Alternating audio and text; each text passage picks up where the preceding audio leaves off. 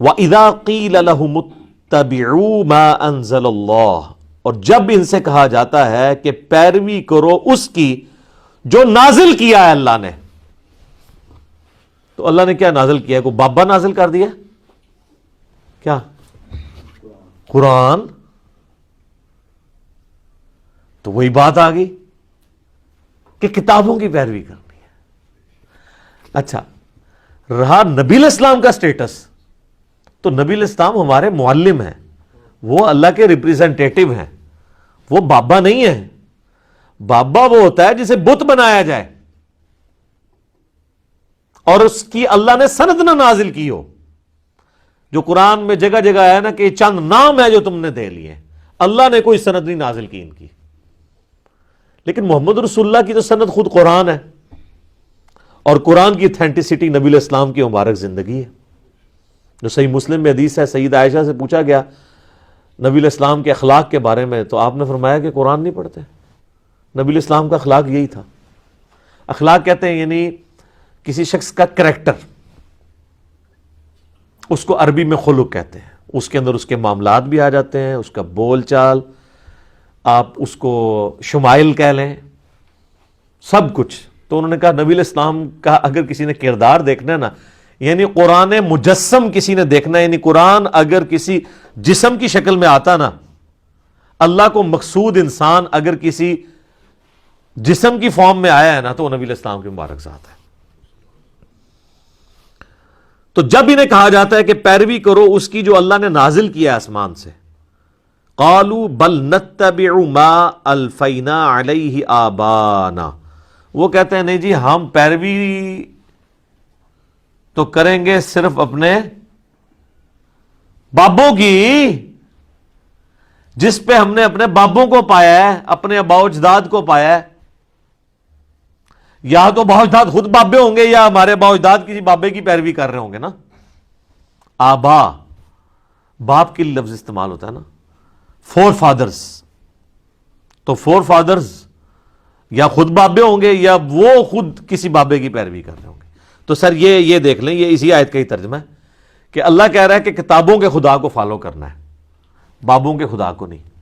اچھا، مشرکین عرب جو ہیں کیا خدا کو نہیں مانتے تھے؟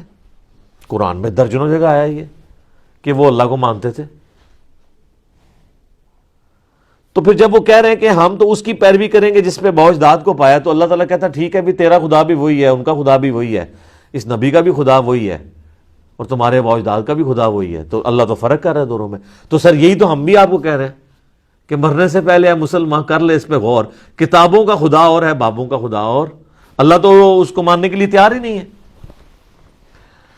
اب اللہ تعالیٰ اس پہ جو ورڈک دے رہے ہیں نا وہ سنیں، اولو کان آباؤہم لا یعقلون شیئا ولا یہتدون، اگرچہ ان کے بابے اور آباء و اجداد کسی چیز کا علم نہ رکھتے ہو، رتی برابر ان میں عقل نہ ہو، اور نہ ان میں کوئی ہدایت والا مادہ موجود ہو، نہ وہ ہدایت پر ہو، تب بھی تم اپنے بابوں کے پیچھے چلو گے۔ اچھا، یہ بابوں کے فضائل بیان ہو رہے ہیں۔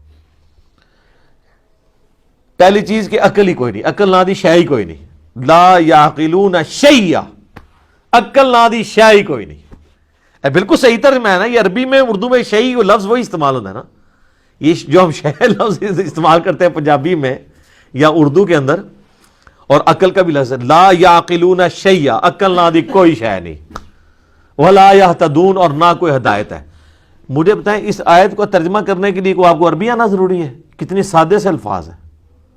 اللہ ہمارا اگر تمہارے آباء و اجداد کو رتی برابر عقل بھی نہیں ہے، ہدایت پہ بھی نہیں ہے، پھر بھی ان کے پیچھے چلنا ہے۔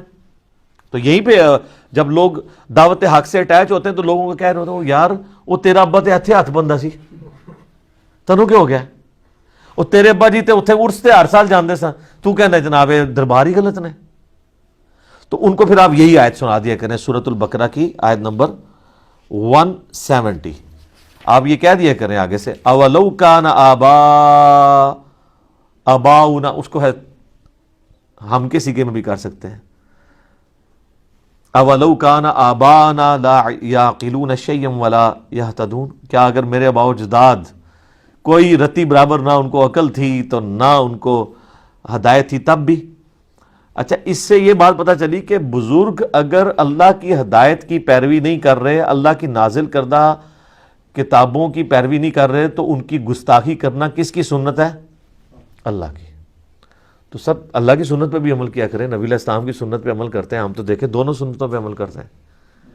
یہ کہتے ہیں نا وہ ہمارے ہر ٹائم بابیاں نو پڑھتا رہتا ہے، بھائی جی یہ سنت اللہ ہے، اس سنت پہ عمل کرنا ہے۔ آپ دیکھ لیں سٹارٹ کس سے ہوا تھا۔ اللہ تعالیٰ فرما رہا ہے کہ شیطان تمہیں حکم دے گا کہ تم اللہ کے بارے میں ہر وہ عقیدہ منسوب کر دو بغیر علم کے، یہاں سے بات سٹارٹ ہوئی تھی نا۔ تو اللہ کے بارے میں ان لوگوں نے جو کچھ آپ کو بتایا بغیر علم کے۔ اب میرا ایک معصومانہ سوال ہے کہ بخاری مسلم دونوں میں حدیث ہے، مسلم کی پہلی حدیث یہی ہے کہ مولا علی علیہ السلام کہتے ہیں کہ نبی صلی اللہ علیہ وآلہ وسلم نے فرمایا جس شخص نے میری طرف جھوٹ منسوب کیا وہ اپنا مقام دوزخ میں دیکھ لے۔ اچھا، اگر کوئی رسول اللہ کے اوپر جھوٹ باندھے وہ تو ہے دوزخی، اور جو اللہ کے اوپر جھوٹ باندھے وہ جنتی ہے، مجذوب ہے، کلندر ہے، پہنچیا ہے کتنے؟ آپ دیکھیں رسول اللہ پر جھوٹ باندھنا دوزخ میں جانا ہے، اللہ پہ جھوٹ باندھنا اس سے بڑا جرم ہے۔ یہ آج تک کسی نے نہیں آپ کو بتایا کہ جب لوگ اللہ کے بارے میں باتیں کر رہے ہوتے ہیں انہیں جی بس میرا دل اللہ نے مضبوط میرا دل کہندا ہے، اے دلیل ہوندی جی میرا دل کہندا ہے، وہ بھائی جی ہندوؤں کا بھی دل ہی کہندا ہے، ٹھیک ہے جی، عیسائیوں کا بھی دل کہتا ہے، اور پھر وہ کہتے ہیں جی وہ فیت ہے، جی فیت کو ٹیسٹ نہیں کرنا چاہیے۔ فیت کو علم پہ تو ٹیسٹ کرنا ہے نا آپ نے، کہ آپ نے 3 خداؤں کا عقیدہ رکھنا ہے، لاجیکل بات تو ہونی چاہیے نا۔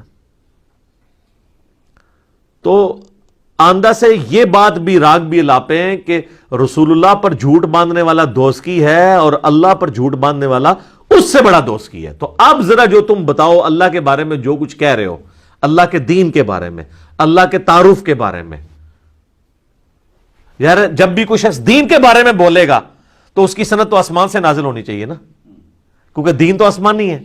تو اب جب کبھی کوئی شخص دین پہ کلام کرے تو اسے یہ بتا دیجئے گا کہ رسول اللہ پر جھوٹ باندھنے والا دوزخی ہے بخاری مسلم کے تحت، اور اللہ پر جھوٹ باندھنے والا سورۃ البقرہ کی آیت نمبر 168 169 170 ان تینوں کا سیدھا سادہ رزلٹ یہ ہے کہ اللہ پہ جھوٹ باندھنے والا بھی سیدھا دوزخی ہے۔ تو اب ہاں بات کرو دین کے اوپر، تو اگر اس میں تھوڑا سا بھی خوف خدا ہوا نا ادھر ہی رک جائے گا، کیونکہ ساری کہانیاں ہی چل رہی ہیں۔ وہ کہے گا یار میں پھر اڑ کہنے نے پتہ نہیں، منو پتہ تے نہیں ہے، بس میں سنیا، میں پڑھیا کدھرے نہیں ہے، تو بولنا کیوں پیا میں جے تو سنے ہی ہے خالی۔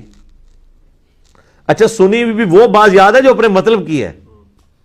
ہاں، جو لوگ چیخ چیخ کے ساڑھے کلپ شیئر کرا رہے ہیں اور دماغ جو نکلتے ہوئے بھی نہیں ہو وہ نہیں سنے انہوں نے لگتے، تو جو کہانیاں نے نا وہ کہتے ہیں جی وہ ایک دفعہ کا ذکر ہے۔ ایک اسلامی بھائی کا بیان ہے، ہمارے جاننے والے بزرگوں نے بتایا ہے، اے ہوندی جی سنت ہوتی، اور جو کہتا ہے جی جناب سورۃ البقرہ لکھے آ جے، اے بخاری جی لکھے آ جے، اے مسلم لکھے آ جے، وہ کہتے ہیں وہ سن کے بھی انہوں نے نا اس کان سے سن کے ادھر سے ہی باہر نکال دیا ہوتا ہے، ادھر سے بھی نہیں نکالتے کہ دماغ ہی سے نہ بہ جائے۔